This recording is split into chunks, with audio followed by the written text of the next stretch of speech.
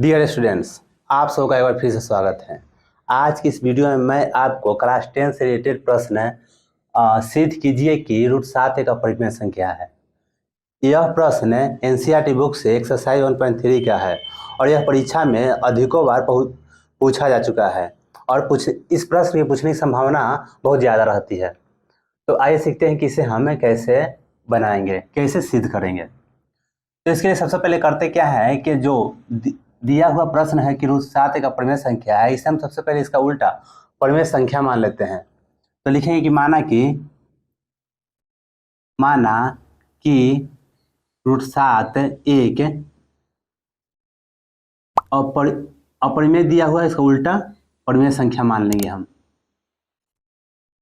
परिमेय संख्या है तो कहने का मतलब कि जब परिमेय संख्या रहता है उसमें अंश और हर रहता है। जैसे √7 है तो उसे p/q के रूप में हम लिख सकते हैं।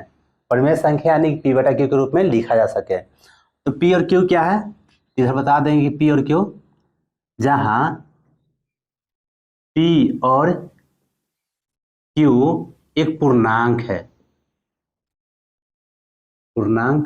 है।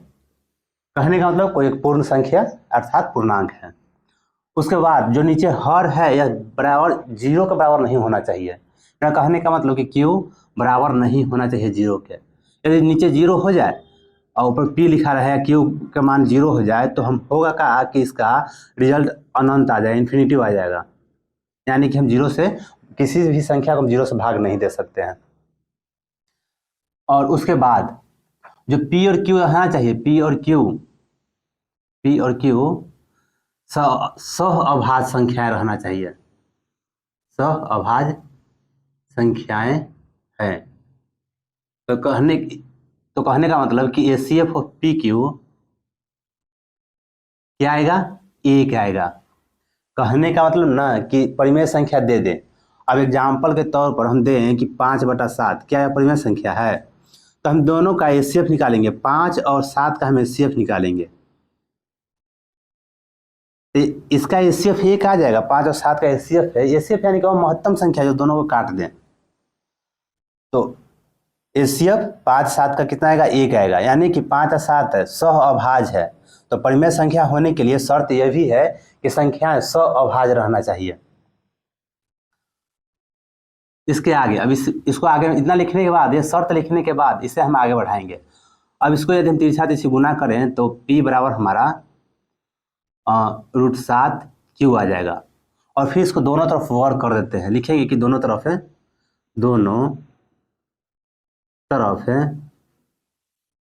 वर्ग करने पर, अब दोनों तरफ वर्ग करें तो p² हो जाएगा और उधर √7 q के स्क्वायर करेंगे तो p² जो कहते हो, और √7 का स्क्वायर करेंगे तो 7 और q का स्क्वायर करेंगे तो q²।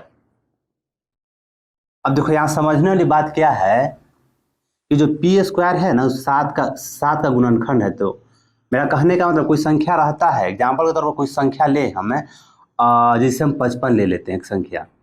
यदि हम कहें कि 11 से विभाजित होगा तो जब इसको खंडे खंडे तोड़ेंगे तो 11 × 5 आएगा। यानी कि जब गुणनखंड तोड़ेंगे तो 11 आ रहा है। यानी कि यह जो संख्या है किससे विभाज्य है, तो 11 से विभाज्य है। हम इसको कह सकते हैं कि जो संख्या है 11 से विभाज्य है। उसी प्रकार से देख रहे हैं कि 7 q² में 7 से गुना मतलब किया हुआ है। तो कहने मतलब जो पूरा संख्या है 7 से विभाज्य है। तो लिख देंगे कि चूंकि p² 7 से विभाज्य है।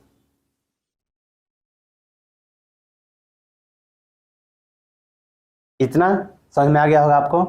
अब आगे बढ़ते हैं।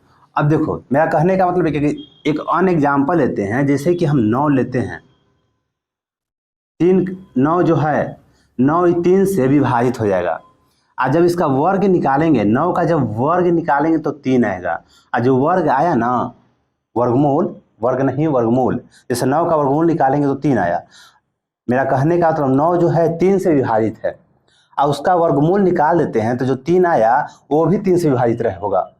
मेरा कहने का मतलब कोई एक संख्या लेते हैं और संख्या को हम किसी संख्या से काटते हैं तो जो जो संख्या कट गया लेकिन उस संख्या के वर्गमूल निकाल देने के बाद भी उस संख्या से भागा जाए तो संख्या कट जाएगा। एग्जाम्पल के तौर पर एक और, यदि 16 हम ले लेते हैं, 16 2 से कट जाएगा, लेकिन 16 का जब वर्गमूल निकाल देंगे तो 4 आएगा, 4 भी 2 से कट जाएगा।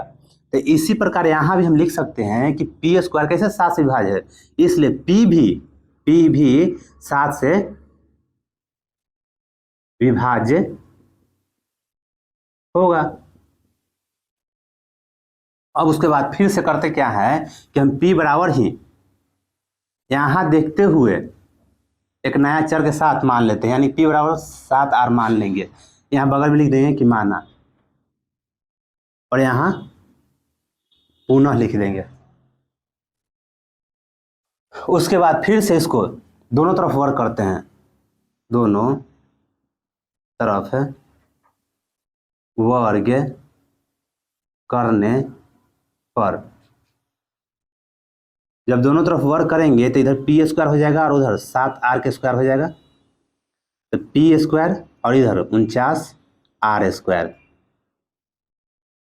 अब देखो इसको न है तो यहाँ पर समीकरण 1 कर दो, इसको समीकरण 2 कर दो। अब समीकरण 1 और 2 से देखो, समीकरण 1 और 2 से पी स्क्वायर बराबर 49r स्क्वायर है, यहाँ पी स्क्वायर बराबर 7q स्क्वायर है। हम मान भर देते हैं यहाँ पर, तो क्या मिल जाएगा 7q स्क्वायर। देखो पी स्क्वायर की जगह हम यहाँ वाला मान भर दे रहे हैं, तो पी स्क्वायर की जगह 7q स्क्वायर उतर गया, और उसके बाद बराबर की इस तरफ 49r स्क्वायर हो जाएगा। ठीक, अब यहाँ इस 7 से इस 7 बार में कट जाएगा, यानी कि q स्क्वायर बराबर 7r स्क्वायर आ गया। देखो अब यहाँ से इन दोनों को जिस प्रकार से लिखे हैं कि पी स्क्वायर जो है 7 से विभाज्य है, तो p भी 7 से विभाज्य होगा। ये बात हम पहले ही समझा चुके हैं। उसी प्रकार यहाँ q स्क्वायर जो है 7 से विभाज्य है, तो q भी 7 से विभाज्य होगा। लिखेंगे कि चूंकि q स्क्वायर 7 से विभाज्य है, इसलिए q भी 7 से विभाज्य होगा। ठीक, यहाँ तक क्लियर है। अब आगे समझेंगे। हम देख रहे हैं कि p भी 7 से विभाज्य है और q भी 7 से विभाज्य है। मेरा कहने का मतलब दो संख्या रखते हैं हम, जैसे मान लेते हैं एक संख्या 6 है और एक 12 है। ये अधिकतम और इस दोनों का अधिकतम काटने वाली संख्या कौन है, तो 3 है। 3 से ये भी कट जाएगा और ये भी कट जाएगा, तो 3 कहने का मतलब कि एचसीएफ ऑफ है 6 और 12 का, तो 6 और 12 का एचसीएफ कितना हो जाएगा, 3 हो जाएगा। एचसीएफ से क्या निकलता है, एचसीएफ से निकलता है कि और महत्तम संख्या निकलता है, जिससे दिया हुआ संख्या कट जाए। जैसे देखो 6 और 12 का एचसीएफ है 3 है, तो 3 जो है 6 को भी काट देगा, 12 को भी काट देगा, लेकिन हमको एचसीएफ है।